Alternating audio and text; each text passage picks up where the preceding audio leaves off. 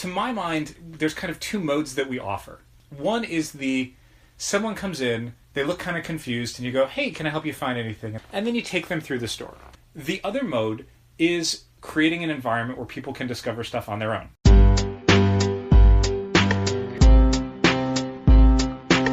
Come on and visit for any occasion. Don't keep patting down waiting, comics and conversation. Keep the conversation moving along. Keep reading comics, keep your local store strong. If it's hard, then it's a job for the challengers. Comics and conversation, y'all. From Challengers Comics and Conversation in Chicago, this is Contest of Challengers. And now, here are Patrick Brower and W. Dal Bush. Hi, Dal. Hi, Patrick. Dal, I have a store-related business question for you. Okay. Wait, am I getting paid for this? As much as you get paid for anything you do for the store. All right, shoot. Now, you know that on August 8th, which is a Wednesday, Yes. Fantastic Four #1 comes out from Marvel. Yes. As such, Marvel is letting retailers do a midnight release for all Marvel product. Okay. And we had previously said we don't want to do it. Correct. DC just jumped on board. Okay. And their big release is Sandman Universe #1. Okay. Now that's all Marvel and all DC product. And inevitably all Boom products. Right. Because they're always third. Right. So, my question to you is, Uh-huh. Is it worth it? I don't know. I'll have to look at the invoice for what's coming in August 8th to decide for sure. We will have just gotten back into town. Yeah, that's one thing. And tentatively, like, we had already said when it was just Fantastic Four, like, a laughing no. Like, it was not even a consideration. But mainly because that's one publisher. But at the same time, like, I don't know that Sandman Universe is a big enough deal. You know what I mean? I agree, but the fact that it's all DC product as well. I guess. However, while we've seen increasing success with midnight releases, nothing will beat the last one because A, it was everything from everybody. Mm-hmm. B, it was the early morning of a holiday where people didn't have to go to work for the most part. Yeah, and I mean the other thing is that the books that we were promoting as huge new releases that necessitated a midnight release were Batman 50 that we ordered a lot of copies of and had 4 different covers of. Catwoman #1 that we ordered a lot of copies of that we had 3 different covers of. Captain America #1 that we ordered a lot of copies of and had 2 different covers of.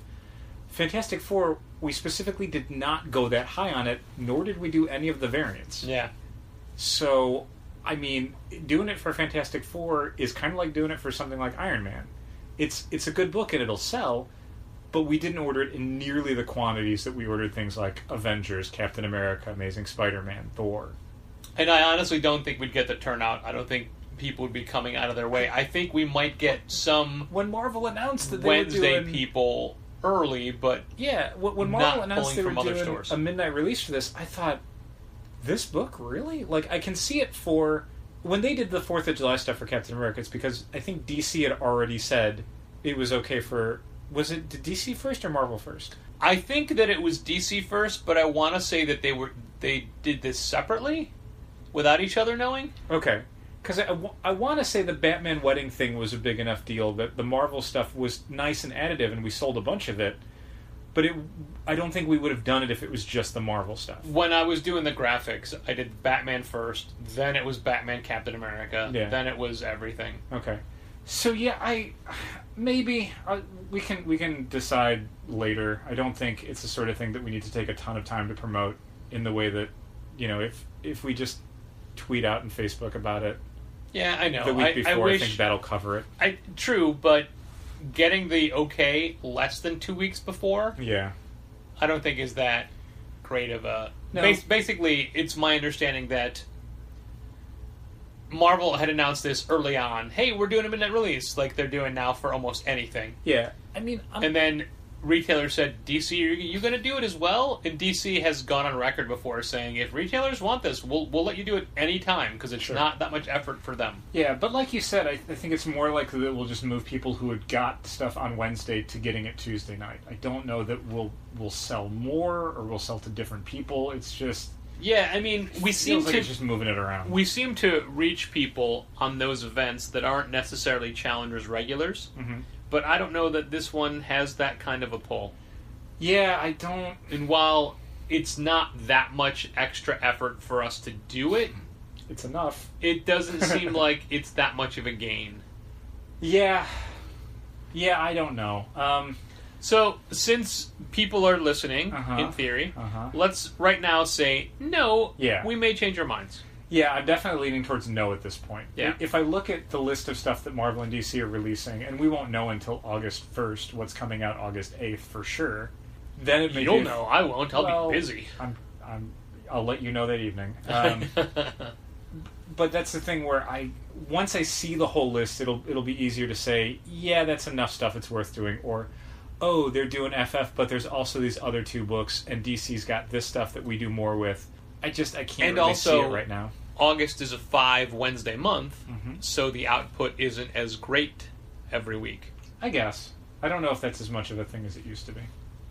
With the amount of stuff that Marvel just churns out in a month. Yeah. And the way that DC makes their 5th week in a 5-week month, just like annuals, special events, miniseries.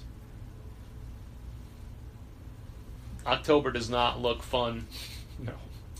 Once again, it's like May with the sheer number of weekly books and A lot of specials. stuff in October, man. A lot. I mean, we're saying this. You've read previews. I Yeah. haven't because it doesn't exist as a catalog yet. Correct.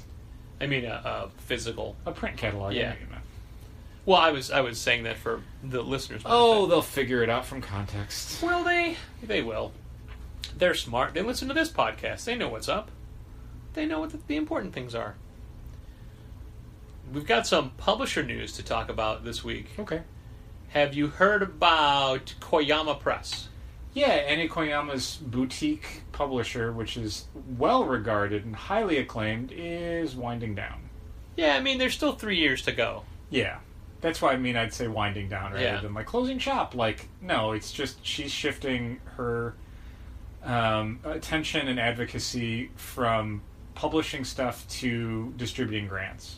Yeah, the thing about this is that moving forward, where she's just giving money to worthy creators, she's not going to be publishing it. It's up to them to print and distribute. And this is all her money. Yeah. This is not like, oh, our coffers are full from years of success. How am I going to spend it? Oh, Yeah. we'll do this. This is not Kevin Eastman with his Turtles money. Right. Actually, it was Peter Laird who was... The Zurich grant? Yeah. Yeah. Yeah. So I think that's amazing. Yeah, honestly, Koyama Press, I don't know 100% of the financials, but Koyama Press has always been more of a labor of love than any sort of money-making endeavor. I don't know that it was ever a huge moneymaker or a moneymaker at all for her. Well, let me give you a brief... She was someone who had money and then decided this is what she wanted to do with it. Yeah, she had money because she played the stock market and did well, but didn't continue to play the stock market because she's like, I got money, that was it. I'm not gonna jeopardize anything I want to do by still playing it, and she doesn't deal with it now. Sure. So that's exciting. For that she's still For sure. Annie Koyama has been called the nicest person in comics. I believe it. It's her catalog of stuff from Koyama Press is enviable. I feel like it's similar to what you would be doing if you had a publishing arm. Oh, no, it would mostly just be Power Pack fan fiction. No, but you don't have the rights to that. That's why I said fan fiction. I see. It would be like the But you wouldn't publish it. That's illegal. it would be like the Comic Cat model where like I would get like a 1-day license from Marvel to sell Power Pack comics at like C2E2 and it would just be that's it. Okay. Well, that's something people can look forward to in the near future, I'm sure. Yeah. No, if I had money, I would be a ghost. You would never hear from me ever again. I would know where to find you. Oh, for sure. I mean, I wouldn't. People would know. Yeah. But, I would not be a public figure. Oh, my God, no. No. So there's another publisher that is closing their doors as well. I think I'd read today Bongo Comics. Yeah, issue 245. I actually knew this yesterday now, but I didn't talk to you yesterday. issue 245 in October is the last issue of the Simpsons comics. Yeah. They're not even doing a Treehouse of Horror this year. 25 years. Actually, are they? Did you order that? I can't remember. I don't think we would have, because it would have been in the next previews for October. It is a long time with that license, and wasn't Bongo Matt Groening's own publishing company? I think it was at one point. I don't know if that's still the case. And I know that Bill Morrison was in charge of them for a long time. Okay. But now he's over in... Is he doing Mad? Yeah, he's doing Mad over in Burbank with the Warner Brothers folks. But, the weird thing is that nobody really knows what's up. Yeah. There's plenty of speculation of, maybe... Like, everybody assumes IDW will take the license over, or already has it or something. Oh, interesting. Maybe. Why IDW? Because that just seems like the most natural... Could be Boom. It could be, but, I mean, like, look at Sonic. I mean... Right, but Boom and IDW have a lot of overlap as far as how they approach licensed properties. But, I mean, while Boom is a contender, I mean, most people have just assumed They IDW. just assume IDW? Okay. Yeah, Sure. I assumed IDW as well. But nobody knows why, and if you go back and look at Bongo's Instagram, there's some, like, cryptic tweets, or, posts from Mondays past and whatnot. And while they have said, news is out, that's the last one, one rumor was that they were switching to completely digital only. Okay.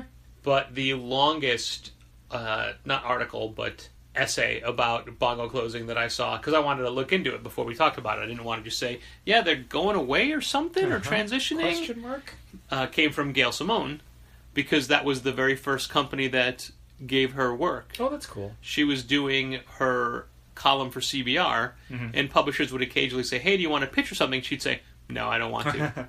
And this is when Scott, I don't know if Scott Shaw was working for Boom at the time, but Scott Shaw came to her. Can you hear the exclamation mark when I say his name?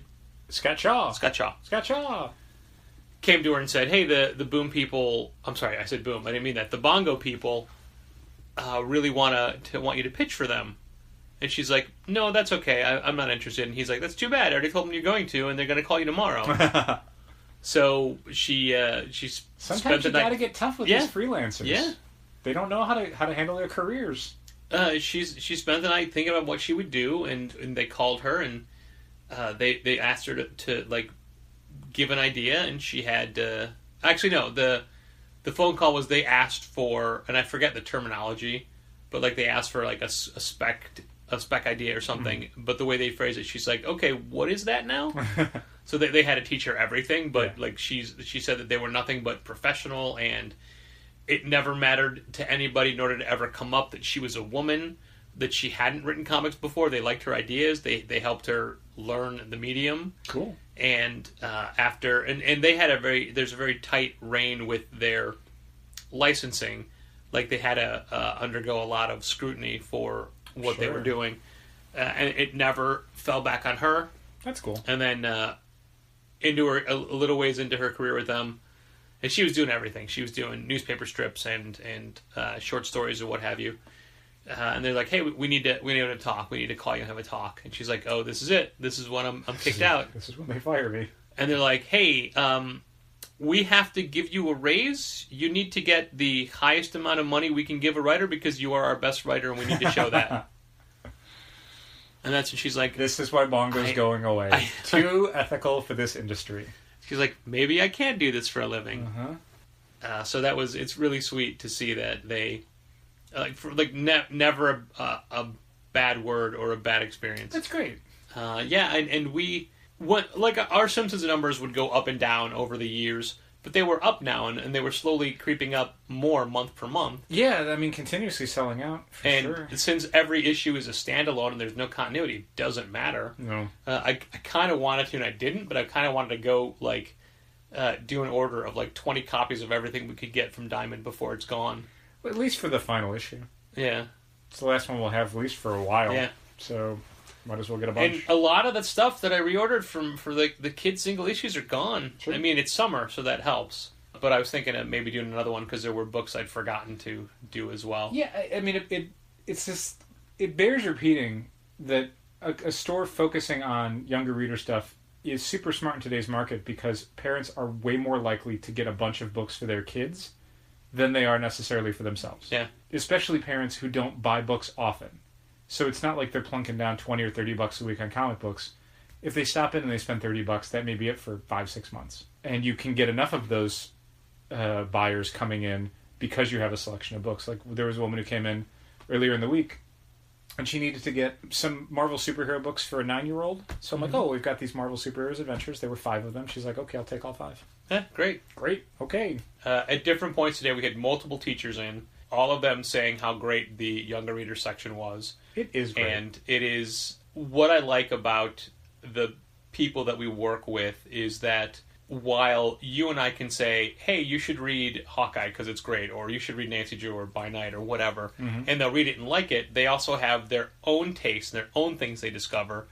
And, for example, there were 2 youngsters in today, and Donovan had Pokemon Go open on her phone, and they saw that, and so they started asking her all these Pokemon questions, and she was able to transition them to Pokemon comics and get them to buy Pokemon stuff. Cool. And one of her quotes today was, "Yep, that's my goal in life, trying to look cool in front of the kids using the Pokemon." Good idea. It worked. It definitely worked. And it was funny because the younger of the kids, who I guess wasn't a big Pokemon person, had a My Little Pony comic, and whenever they felt like they weren't part of the conversation, they would hold up the book and say, "This is the one that I want to get." Like a little, "Hey, look at me too." Let's talk about what I'm interested in now. Yeah, it was adorable. Sure.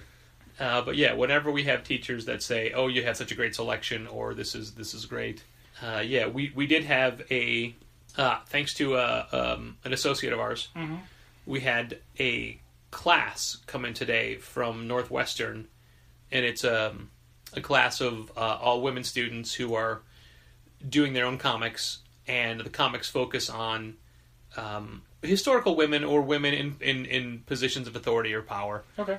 And everybody who came in was engaged and excited and looked like they investigated every corner of the store. Cool. They didn't need help.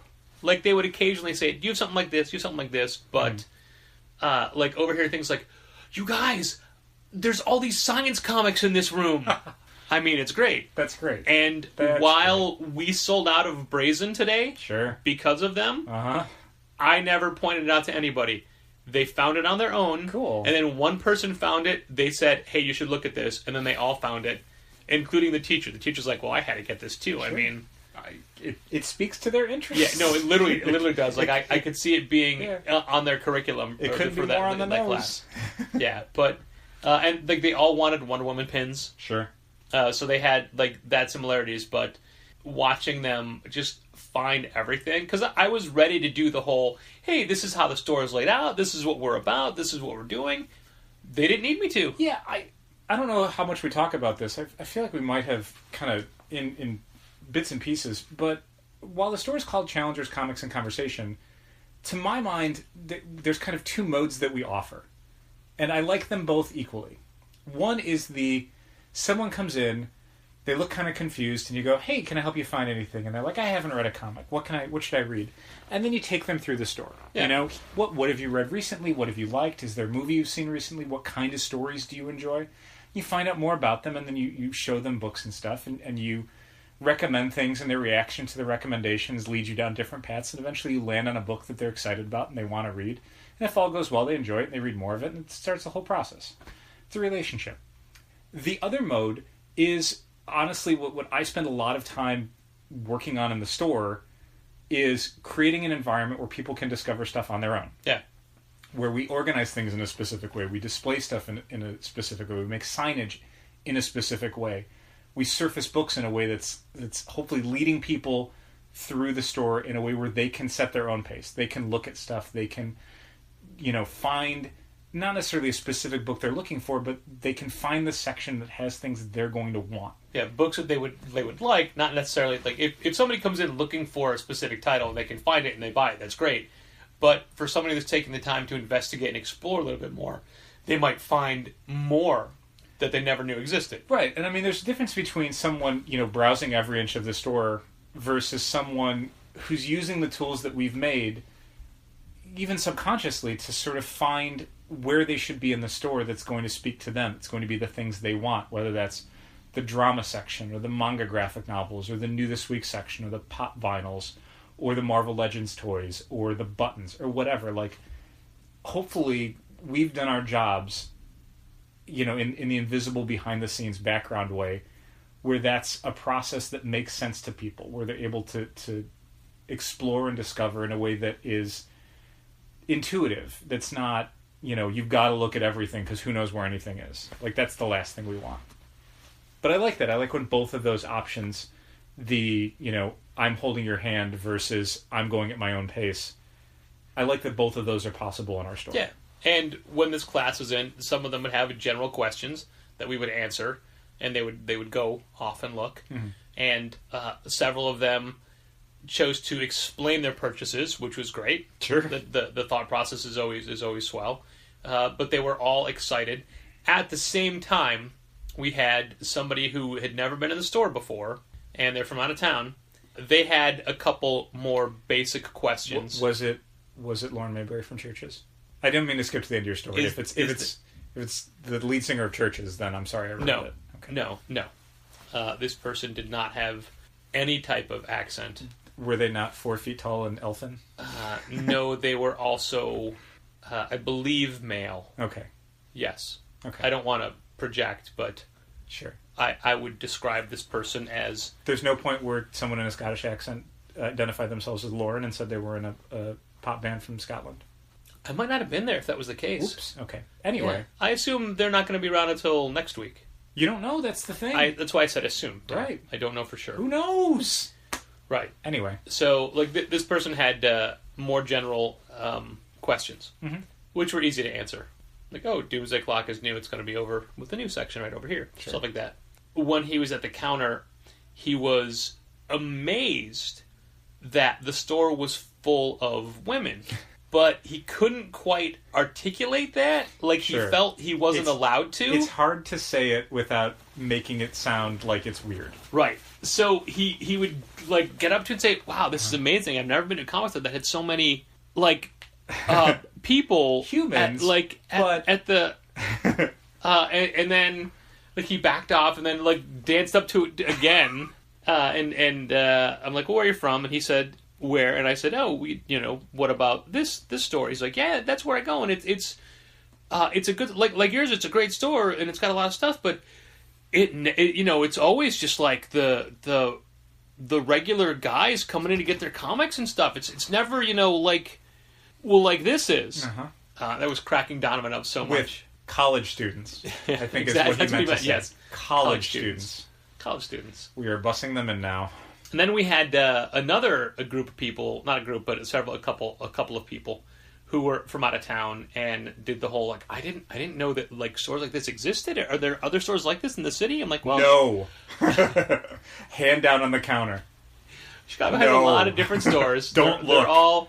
They're all very different. Like, yeah, well, we started in Hyde Park. I'm like, oh, you went to First Aid? Yeah, like, yeah, that was great. I'm like, yeah, good people. And I'm like, well, it depends. Like, if you're doing a tour, if you want to see a little bit of everything, each store has something different to offer. So you can get this over here, this over there, mm-hmm. but nothing like this. Ever. A different person who was in for the first time walked in and just said, "It smells so good in here. We changed the air fresheners. How do you manage to do that?" And I said, well, I'd like to think that it's just our natural, comics, the idea of comics is so pungent, sweet, and just wholesome that it smells so good. But really, it's these Glade air freshener plugins. You bought a whole bunch of new ones. Yeah. Changed them out. Which honestly, I'm glad it was. Like, last week it was a little bit strong. Yeah, that's the problem, is that they last 3 to 4 weeks, but, like, the first few days... real strong. Yeah, like you gotta set them extra low or stagger them or something. There have been times where I've thought about when I wanted to change them based on when I was going to have to be around them. Like, maybe I put them in now because I don't work for 3 days. Yeah, all right, I'll do it Wednesday night. I see what you're saying. Yeah. I see what you're doing. Although at the same time, there have been instances where I've changed them because I'm like, oh, tomorrow is going to be a super busy day with a lot of people who may not have been in the store before. Yeah. Let's put them in tonight so that tomorrow... best foot forward. The store is not going to smell like human being funk. Which it can. I mean, you get 40, 50 people in a store sometimes, no matter what time of year it is, it's going to be like, it smells like people. A lot of people. Sure. Let's mask that. Donovan called today a really great day for selling really great books. That's awesome. Because like whenever she gets to multiple suggestions that people act on. Now there was plenty of things like someone comes in, do you see the crime? Yeah, sure, right over here in our crime section. Here it is. Pick it up, put it in your hands. Oh wow, oh great. Don't buy it. I'll come back for this. Okay. I'm looking for a Batman trade that has a good Poison Ivy story. Well, you're in luck. One just came out this week. Here it is. Look Rider at this. Burglar. Look at There this. you go. Look at this amazing art. Oh, okay, great. Don't buy it. Okay, great. Yeah, I mean, so, kind of a counterpoint to what you were saying about people coming in and being really impressed with the store. Are there other stores like this? There was somebody who came in, a group of 3 or 4 people. They look around the store, and then the main dude in the group comes up to the counter and says the thing that always ends with them leaving without buying anything. Is that all the back issues that you guys have? Oh. It's always this kind of, like, conspiratorial, like, I must be missing it. Like, no, you're not. I mean, you're a comic store. Surely you have Right. more. Where's your... And I always say, no, we don't really do much in the way of vintage books, but if you're interested in that, Dark Tower, they're in Lincoln Square, they're just 30 blocks up, stay on Western Avenue. They've got a good selection of vintage I stuff. love that. It's almost exactly 30 blocks. But yeah, it's just 30 blocks, 30 city blocks. Look. Same street. Straight It's a line. straight 30 blocks. shot. No, I know. I say that all the time as well. But I love that we toss it off so casually. Like, it's like 30 blocks. It's exactly 30 blocks. Almost... I'd say very rarely do we have someone who's an out-of-towner who's exploring the store for the first time, looking for vintage stuff, who is not already getting an Uber, already driving in a rental car, already having someone in their group who's driving them. So I don't feel bad saying, like, it's 30 blocks up, because they're not walking anywhere. And even if they are, walk up to the Blue Line station, get on the 49 bus, stay on it until you get to Dark Tower. Yeah. That's it. That's all you got to do. Your walk, in quotes, is... a minute? Less? Yeah. 40 seconds? Another group of, another couple of people that were from out of town asked Donovan, like, is there anywhere good to eat right around here? And Donovan goes, ugh, no. Like, hold on. Shame on you. She's like, well, it depends on, like, if you want to go up Milwaukee, there's Peace Pizza. Like, she was directing him. She's like... Everything is southeast. She would just like, nothing right here. Yeah, nothing here. Yeah. But if you want to go to, like, Damon and north, then you'll find some stuff. Like, And they were headed the opposite direction. whoa. She's like, There's stuff. And big news. Sorry that Urban Belly isn't right there That anymore. you're going to Belly find out Shack. eventually. You may have already found out, but I'm sure you would have told me. I didn't? Donovan wanted pizza today. Okay. Where does Donovan only want pizza from? Pizza Hut, which is closed now? Yep. For the giant building that's going up I where guess. Pizza Hut is? Because she went online to order it, and there are no Pizza Huts that deliver in your area. Dang. Yeah. Sorry, Dove. Yeah, I mean, that goes along with Jimmy John's, which suddenly doesn't... We're not in their delivery zone anymore. Yeah. Sorry. Yep. Sucks for me, too. I mean, the Pizza Hut sucks for you as well, because you have been known to do Pizza Hut. Since I discovered Jet's Pizza, I've pretty much not sworn off Pizza Hut, but it's not been in rotation. Well, now it's a little bit harder for you to do even that. Yeah, maybe I can get them to stop sending me those emails then. That's a good point. Get Maybe a you lot should of be Pizza able Hut to. emails. I discovered something today that's going to be happening, I imagine, imminently, Okay. which I think is amazing. Now, there's already the Marvel Rising property. Mm-hmm. The Squirrel Girl, Ms. Marvel blanket. Ghost Spider, Yeah. Quake. Yes, mainly because it's an animated show coming out. Mary Greet Scott wrote it, which I didn't realize. There are Halloween costumes. Yeah, I saw one. The Unbeatable Squirrel Girl Twitter account had posted the Unbeatable Squirrel Girl Halloween costume for girls. They have a Squirrel Girl. They have a Ms. Marvel. I want to say Ms. Marvel has been out before. Okay, I but feel like. I could be wrong on And that. you could definitely get Spider-Gwen type of outfits and hoodies and Oh, things. for sure. But this is these are Mighty kids' Fine, costumes. I think might have been doing Mighty the Fine costume definitely hoodies.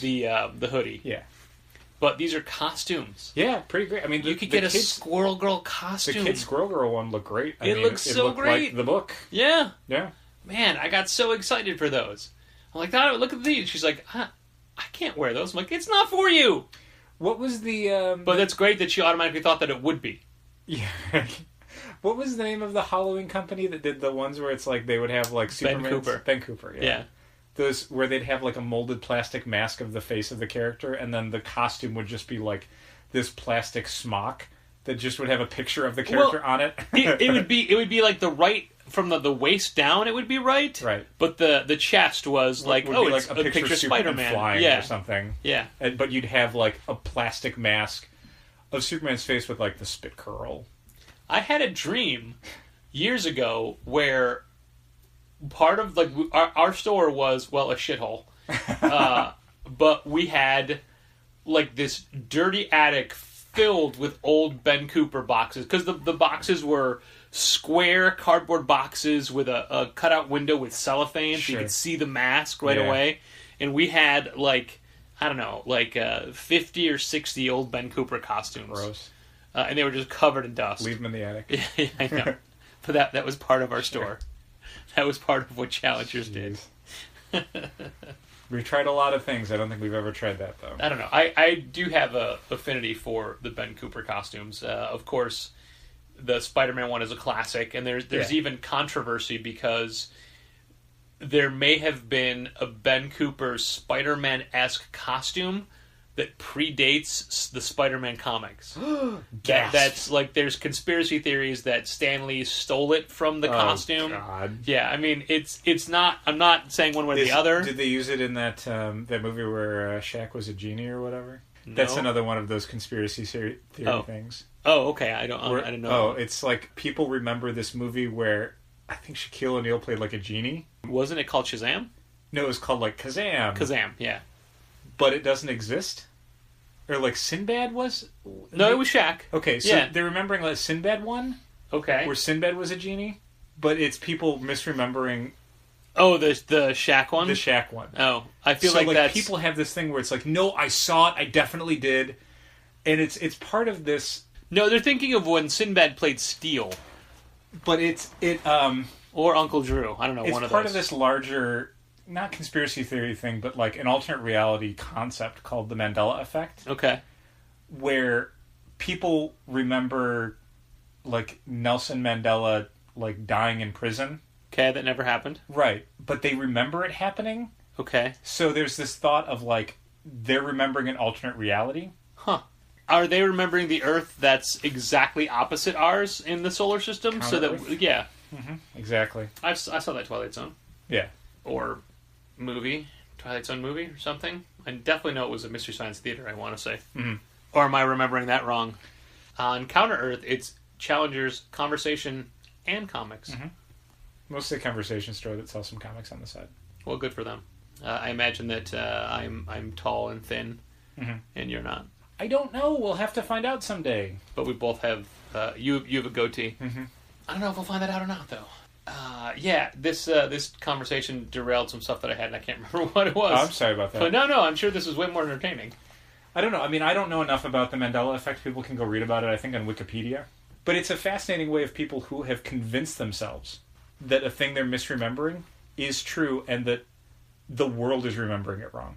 I think that describes most people, and I don't want to make it political, but little things like when you're arguing with someone and you know 100% that they're wrong and they think 100% you're wrong. It's like, look, well, I mean, this arguing doesn't get anywhere because... I mean, that's the internet entirely. There's no convincing anyone of anything. Why bother? Okay, so speaking of the internet, thank you for helping me remember a thing that I did it. I wanted to talk about, but don't know if I do want to talk about. Uh-oh. I imagine every time I think I have something that you don't know about, you have, of course, seen it. It's been in your RSS feed or whatever. Yay.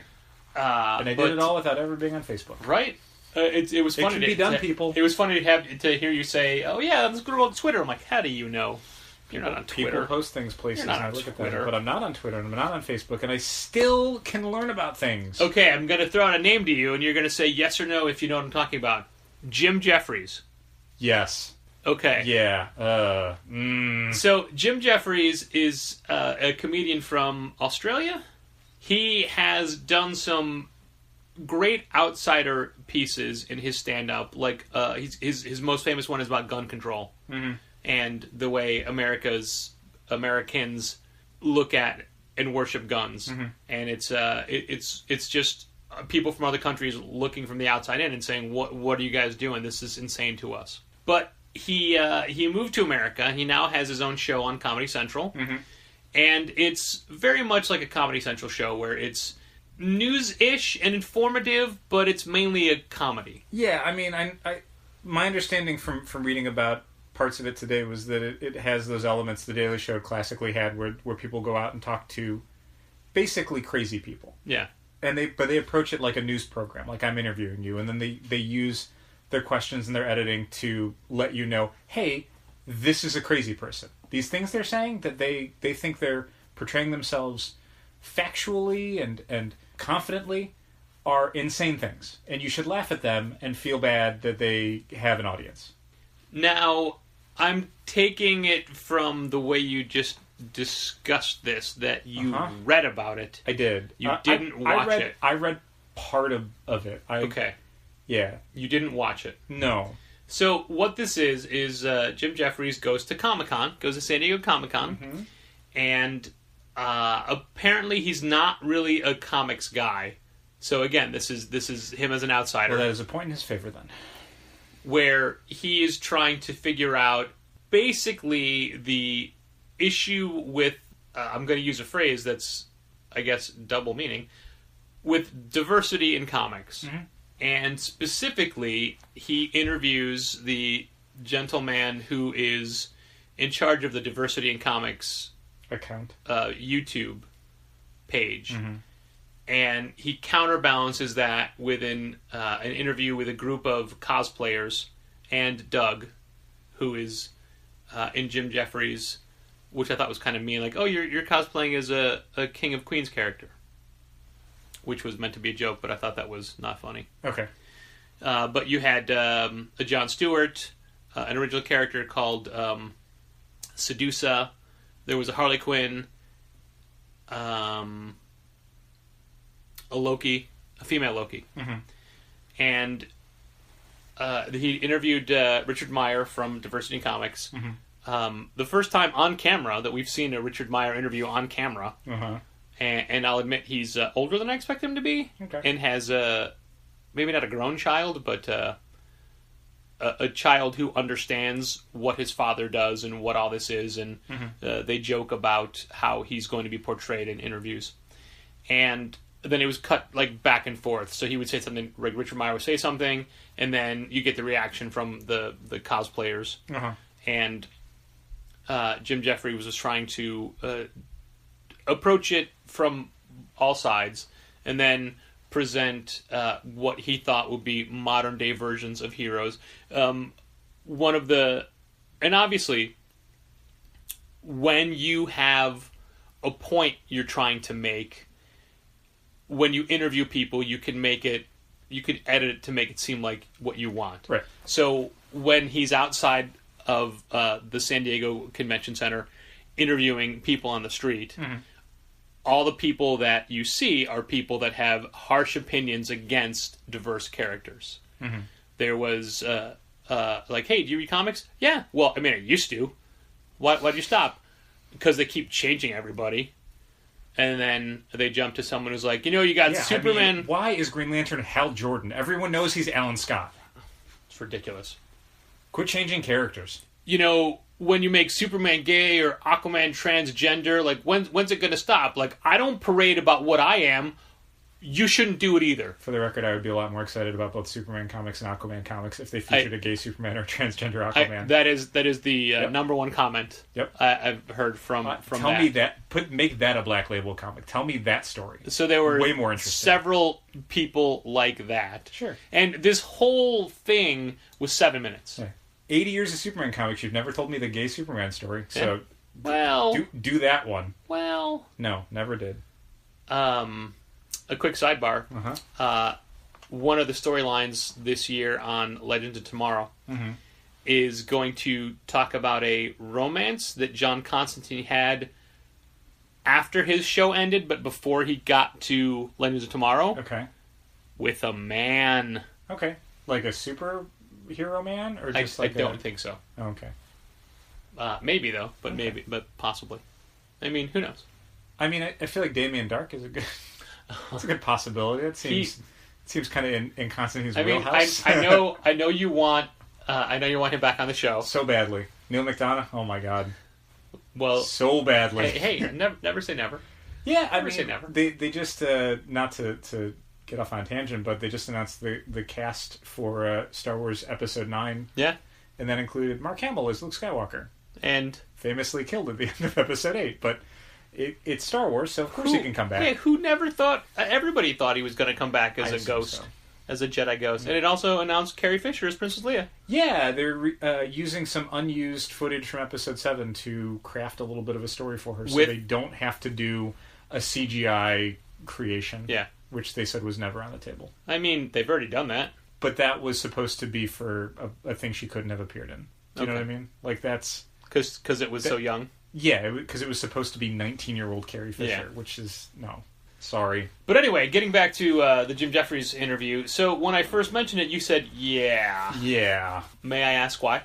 I read some of the comments that Heather Antos had.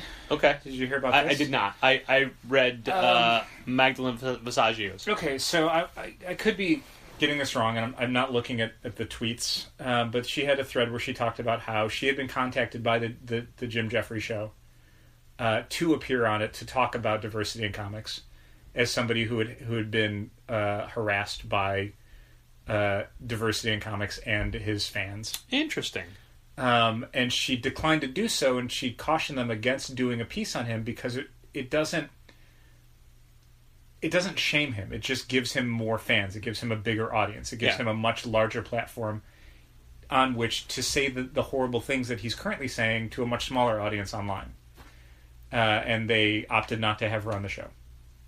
Or communicate with her further when she had well, suggested... I mean, you said she declined. Right, so. she declined, but it was... That ended the communication in a way where it was, oh, I guess you're doing this anyway. So, the first person I saw talk about this was Megan from Chicago Comics. Uh-huh.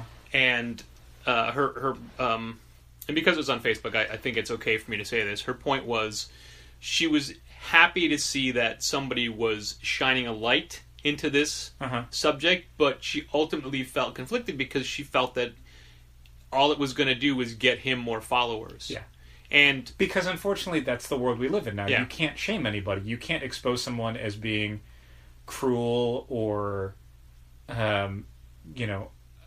it doesn't matter. That's not a disqualifier anymore. So making fun of him, it's just solidifying his base, and he can use that as a look at how they're attacking me, and suddenly, hey, you got way more people. Yeah, and I feel like that's actually the end result. Yeah. Is what happened. And I heard other people that said, you didn't go nearly far enough. You didn't go after him or point out the horrible things he's done. But he did. He did talk about, he being Jim Jeffries, talked about how, I never understood why Richard Meyer always on the videos calls himself your boy Zach. I've never watched one of his videos. That's his character. Oh, okay. Well, I did for researching of this very episode. Uh-oh. Patrick, you're going to have real problems with the algorithm on YouTube now. Right? Where he gave his side of the whole thing, which is where I'm not going to go into it. Okay. It's definitely not a he said she said thing, because ultimately I don't think either of them cares.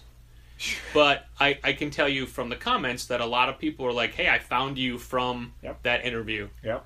And they're very happy to have been there. Yep. And while I don't know that it's Jim Jeffries' job to have gone after him, like, what about all these horrible things you said about this person or this person specifically? Right. But if you're not going to do that, like, understand the hornet's nest that you're stirring up. Yeah.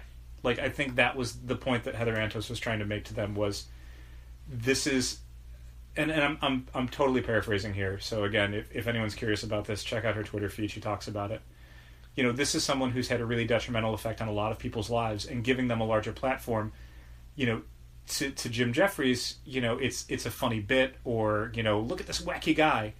But this is someone who's done real, legitimate harm to a lot of people. Yeah. So pretending that it's just like wacky comic stuff, or like, oh, this idiot, like, that's not helpful at all. Like, you're just shining a bigger light on him.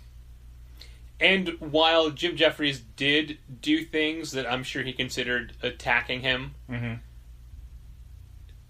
his fan base doesn't see it that way, and he specifically, Richard Meyer's not going to care. Yeah, because again, you can't shame him. No, he was on Comedy Central. Yeah, that's huge. Huge. Yeah, so and that guy is only a YouTube search away from finding the rest of his videos. Not hard to find.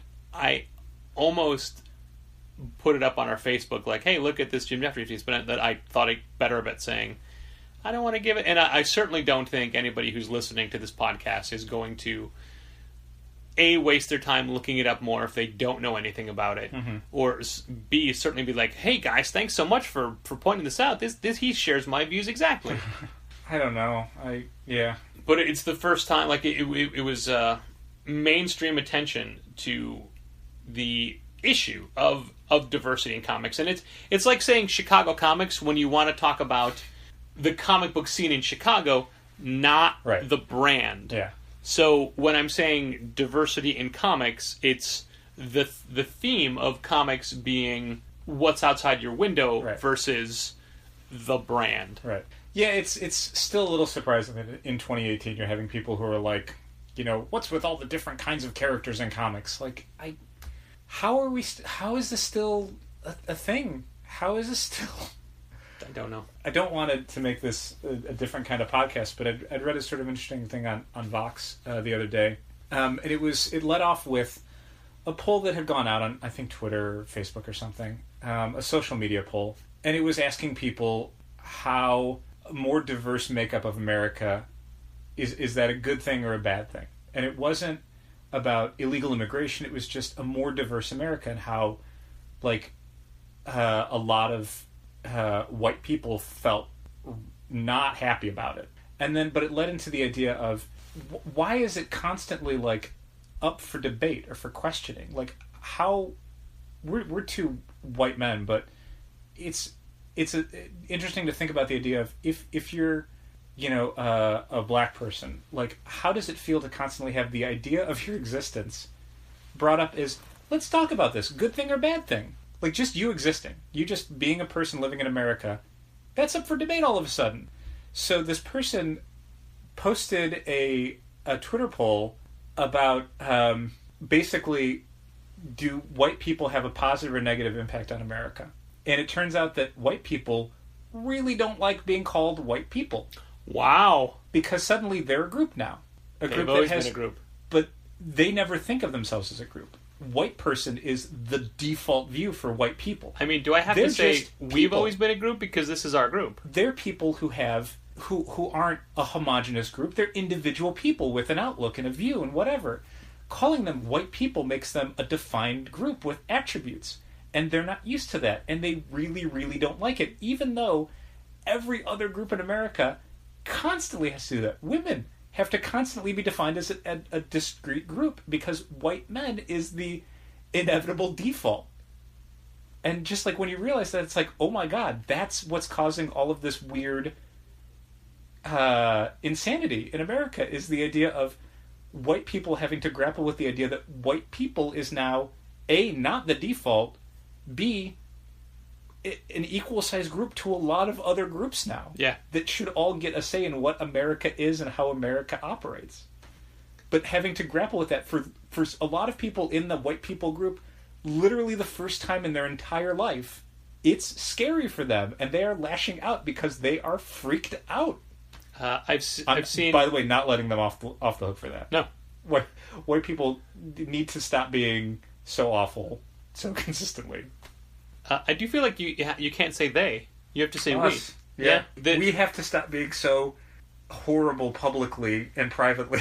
This reminds me of 3 similar topics that are virtually non-comic related. Okay. But since the previous Contest of Challengers episode, my interview with Zach Lehner wound up being a lot deeper and more philosophical than either he or I expected.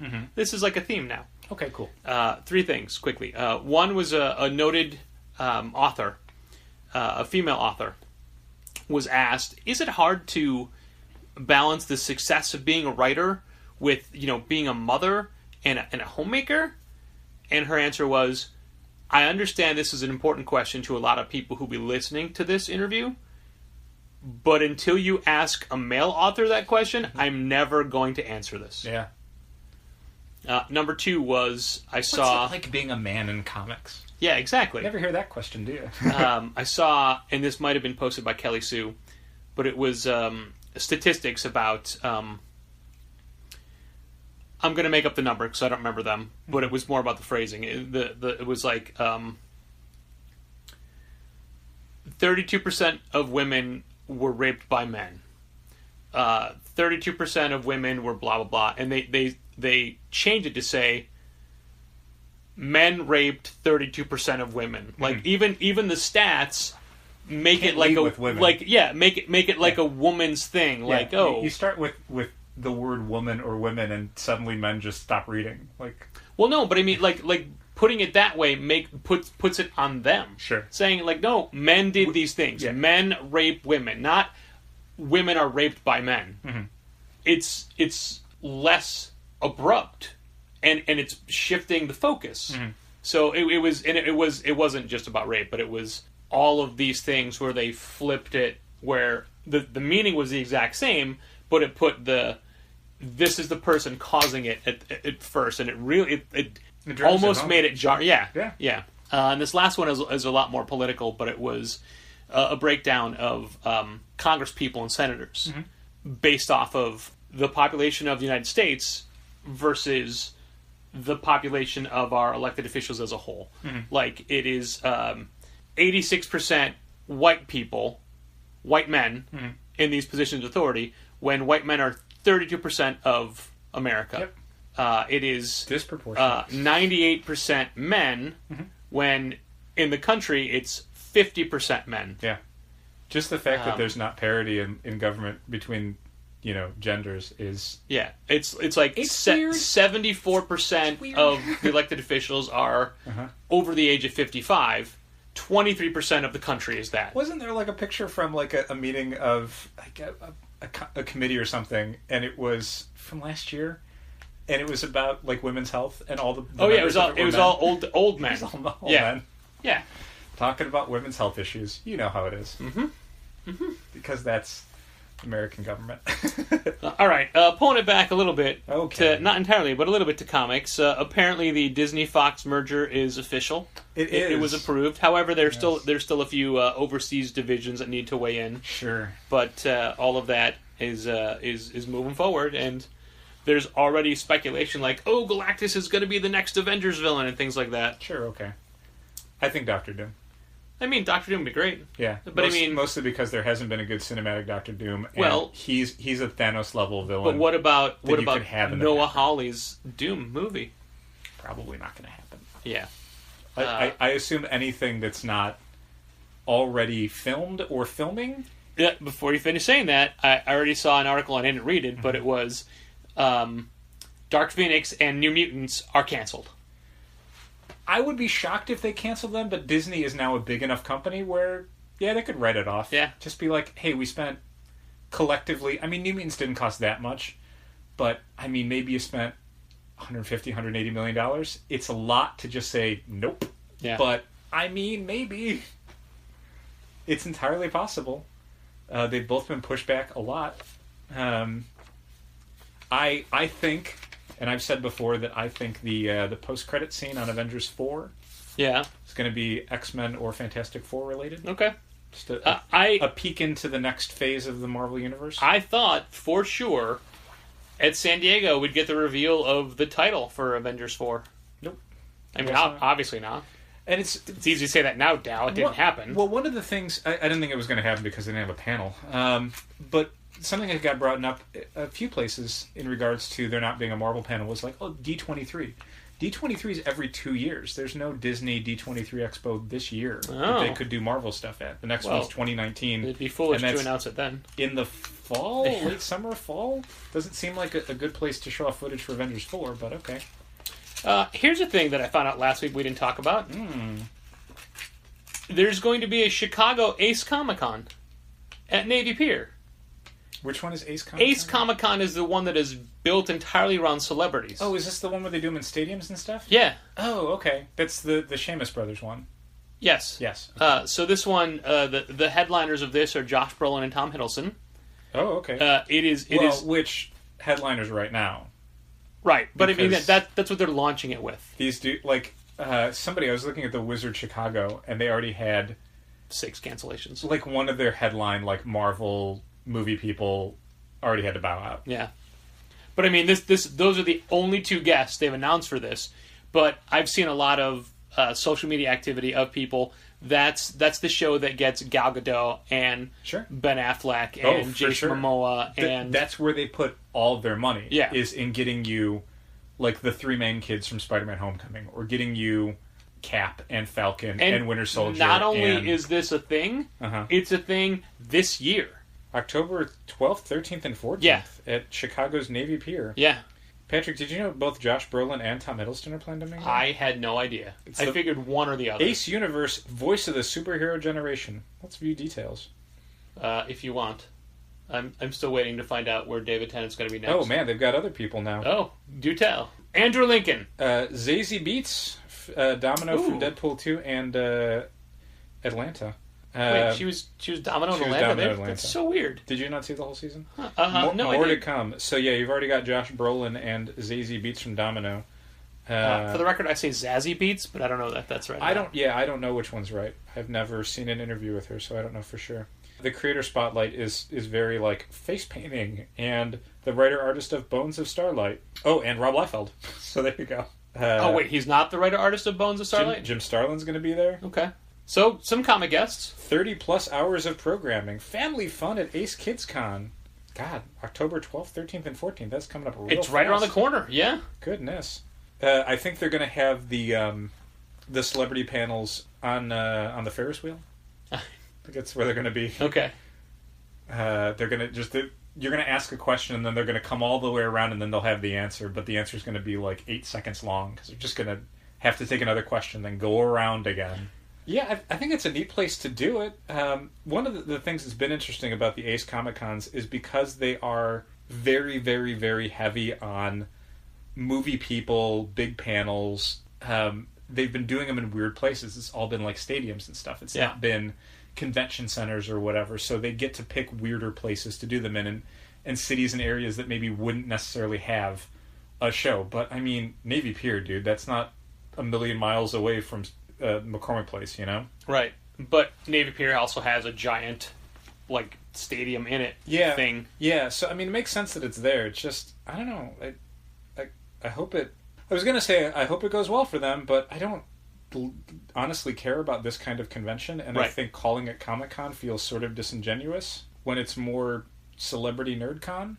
I mean, It's a pop culture con. Well, the people they have are from movies based on comic books, and they do have again Jim Starlin and Rob Liefeld, but Rob Liefeld because he's the creator of Deadpool, so they can have him there as the creator of Deadpool, not because of the Bloodstrike comics or he's anything the else creator he's of worked on. Cable, and Cable's going to be there. And Jim Starlin because he's The creator of Thanos, who is also going to be there. But again, Do you think there's 2 separate lines for Cable and Thanos? not real interested in Dreadstar or Breed. Was it Breed? Breed, yeah, yeah. sure. I mean, that's so it feels weird that even the few comic creators they talk about are mostly because they created this character who this actor is going to be here for, and because the actor is the whole thing. And you could argue that most comic conventions now, aside from comics festivals, that's the point. The point is the huge celebrity guest. That's who people are excited about seeing. The only shows that can get away from that are ones that specifically exclude it from their mission statement. Your TCAFs and your cakes, and they don't have celebrities. They don't go after that audience, so they can focus on comic books. But the second you start having actors from Walking Dead, people who've been in the Marvel movies, that's what gets people in the door. In theory, I mean, I don't know the financials of how all these conventions work, but it certainly seems like this thing was created to shave off as much of the comic part of Comic-Con as you possibly can. Yeah. In favor of, we want people paying $500 to get an autograph with Josh Brolin. We could not care less if they spend $1 at booths. Like, that's not... We're not even going to pretend that's the case anymore. Can we coin the phrase Celebrity Con? I don't know. Someone probably has. I'm sure they have. It's clunky. What do tickets cost? CelebCon. Do they have... Tom Hiddleston VIP. Let's see what the details are on the Tom Hiddleston VIP admission. Any guesses? Let me lead with this. Tom Hiddleston VIP admissions include 3-day weekend admission to Ace Comic-Con Midwest, which is what it's called, at Chicago's Navy Pier.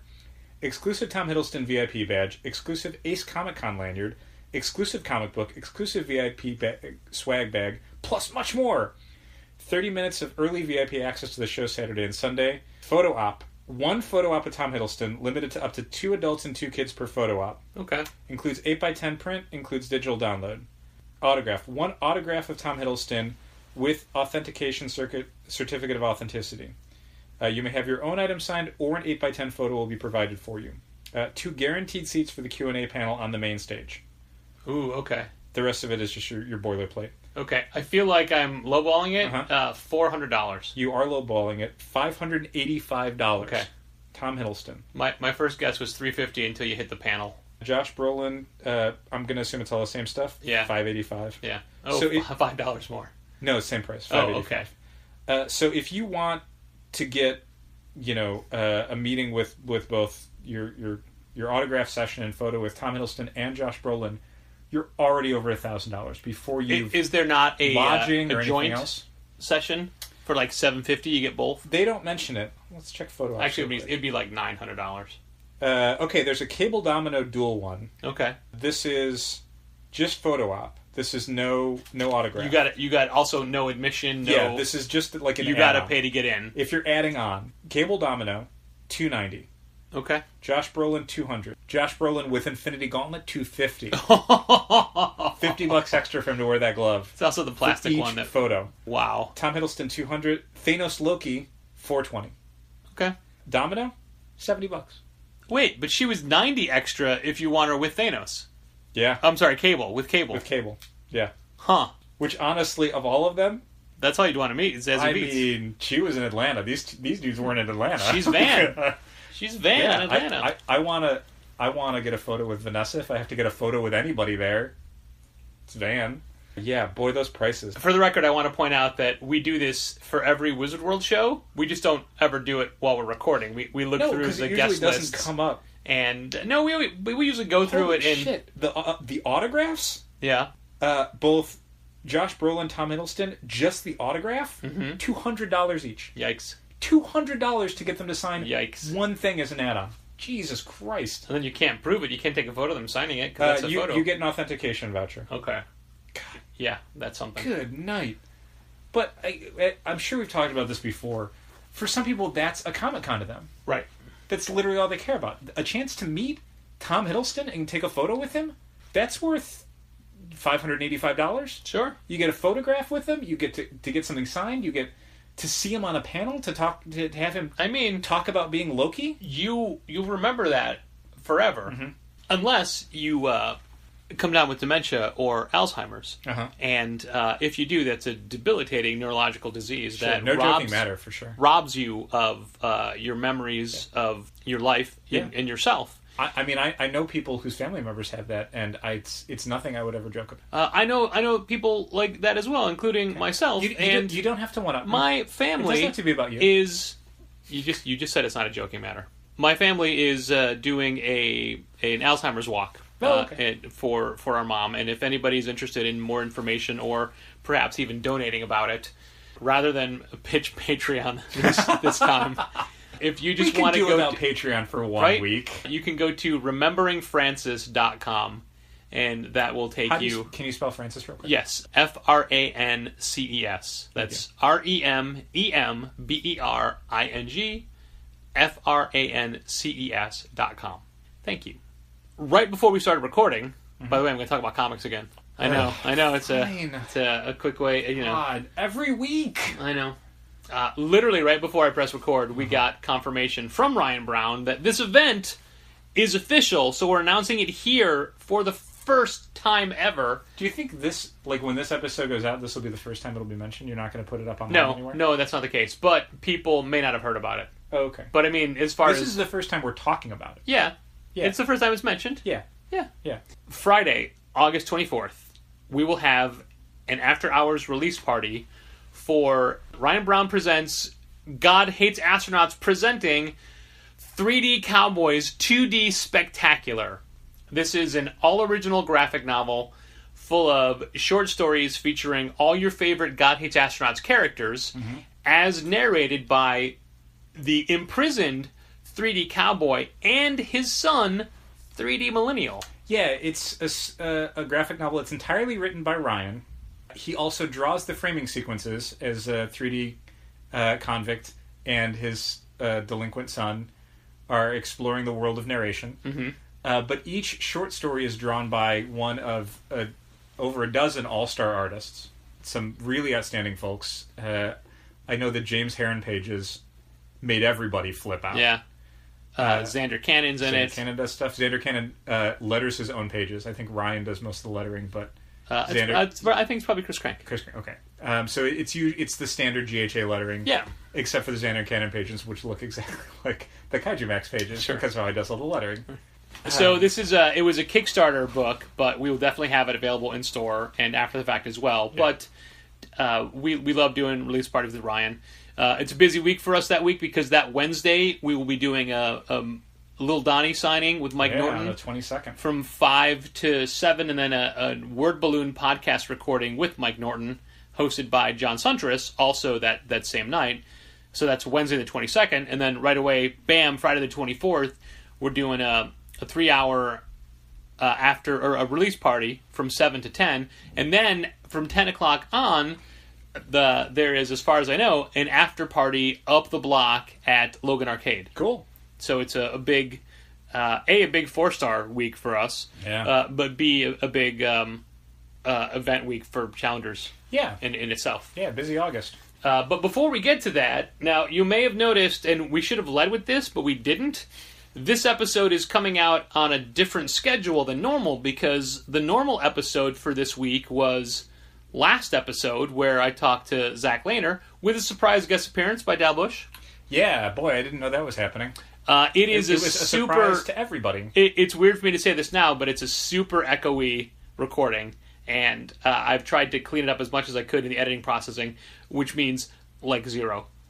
I mean, I did a ton of stuff to it, and it didn't take any of it away. It takes a better audio technician than myself. So this episode is actually, you're getting it 6 days early. This episode is technically next week's episode.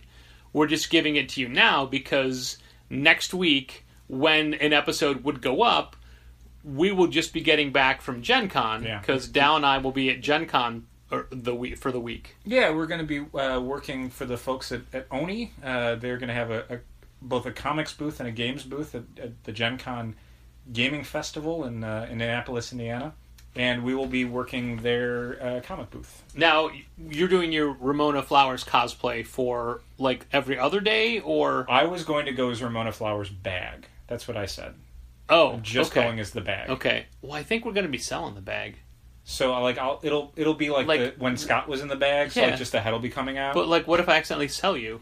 Get a good price, I guess. Okay, fair enough. So it's an exciting week for us because I am not really a gamer, and I'll be at a gaming convention the whole week. But you've played games. I mean, I play mind games every day. You do. I don't know if I'm offended by that.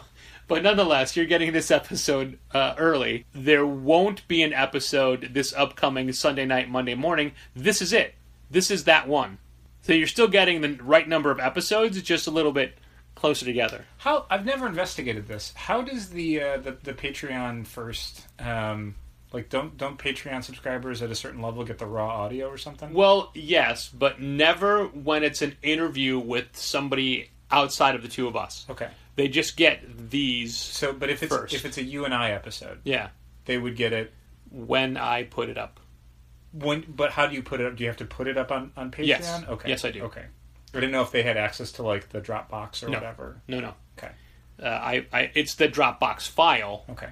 But I have to post it because there's a possibility that we'll be doing bits and pieces of an upcoming episode, and I didn't know if they would get access. No. They wouldn't. I would never let people have access to that because like I do, Supercron Divorce Gun stuff through the Dropbox as well.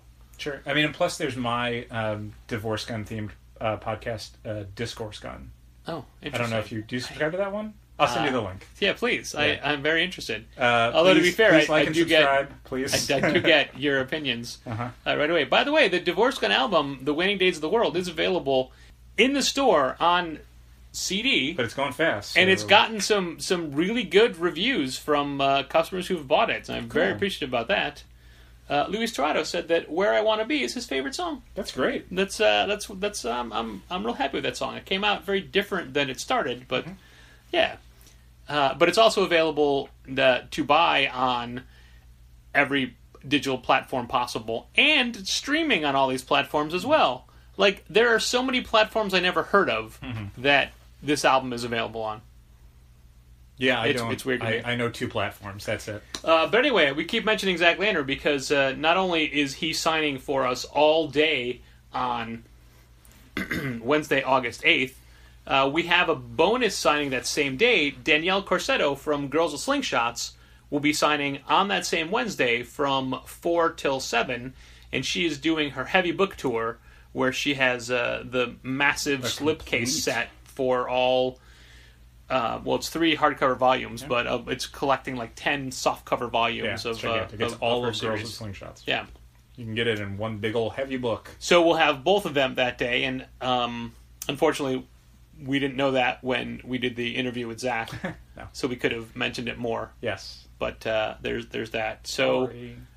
yeah, we have that stuff coming up, and I guess technically this is because we're staggering. This is technically the first August one. Yes. We need to go through our Patreon patrons, Okay. and I need to put my glasses on for this because I can't see the board from Yeah. here. Plus, that whole part of it is blocked for me, so I can't even help That's you. true. Well, let's see if you can guess. No. Thank you Let's to. not. I know. We said because we did the Alzheimer's pitch, we're not going to do a hard sell for Patreon, and we're not. And But this this is a thank you to the people that are at the thank you level. There are podcasts I listen to where they have to thank so many people each episode. I'm grateful that we'll never have that problem. Well, my point is that ours is just once a month, Okay. not per episode. And I do feel like there are people who created their own pledge level just under this one to not be thanked. Sure. Which maybe we should do it I where- understand. Maybe we should do it where, we switch the pledge tiers around. So if you don't want to be thanked, You got to pay $6. yeah. Otherwise, we're thanking you. Well, we're $1 definitely. pledges get thanked every episode. You know, often when I do this, I keep the names in the same order because it's literally it's written on a whiteboard in front of me, and I may change from top to bottom sometimes. And this time I'm like, I'm just gonna pick them at random, which is a surefire way to miss somebody. Absolutely. So thank you, Ryan Alcock. Thank you, Jose Villagomez. Thank you, Tom Nagovin from the Century Guild. I always add in people that I know better that Their have a thing. Sure. I add it. Thank you, Mike Lee. Thank you, our good friend Mitchell Davies from. I'm pointing it down. He's not looking. All Star Comics in Melbourne, Australia. That's the thing I was going to say. Okay, sorry. Thanks for jumping down my throat. I did. Jesus. You're welcome. Thank you, Jacob Sorelli from. The world. He's still from the world, right? He is. He absolutely is. Nailed it. He is. Definitely. Thank you, Robert Lane, Morgan Perry. Kaiju. I was hoping for Boom Studios, but okay. Nope. My brother George Brower, Artie White, Michael Romanenko, the entire Bingham family, and that's right, I said Bingham this time, What the? and Michael Lee. Did you say Mike Lee twice? Did I? I think you did. Oh, well, that's because I was pulling them out of order. I told you that was going to happen. But instead, I did it... You have to bill him twice this month now. That's fine. Mike, you're paying twice for August. He doesn't listen anymore. I mean, thanks, everybody. And keep reading comics. I didn't say thanks for listening. You jumped the gun. Oh, really? Okay. Thanks for listening. I'm not saying it twice. This has been Contest of Challengers. Thanks for listening. Keep reading comics. Challengers is located at 1845 Northwestern Avenue in the Bucktown neighborhood of Chicago. 773-278-0155. Keep up to date with new releases and events at challengerscomics.com. Like Challengers Comics on Facebook, follow @Challengers on Twitter, and help fund this podcast at patreon.com/challengers.